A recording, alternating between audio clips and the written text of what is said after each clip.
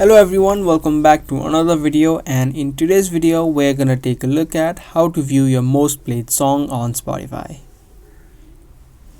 So if you think that this sounds helpful, then make sure you stick till the end and let's get this video started.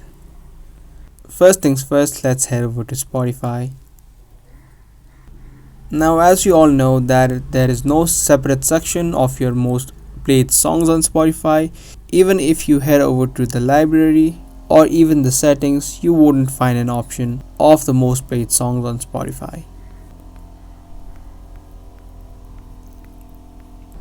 Now the only thing that you can do is, when you are on the home screen of your Spotify, you can see an option of your top mixes or your top songs. It would be something like that, and you can simply see on the home screen that it will show you your most played songs only.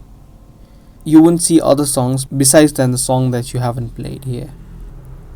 And if you scroll down, you can also see an option of made for you, which means that those are also the songs that you have listened to the most. So that's about it on how you can view your most played songs on Spotify. If you guys like this video, give this video a thumbs up. That's gonna be all for today's video, and I'll see you in the next one.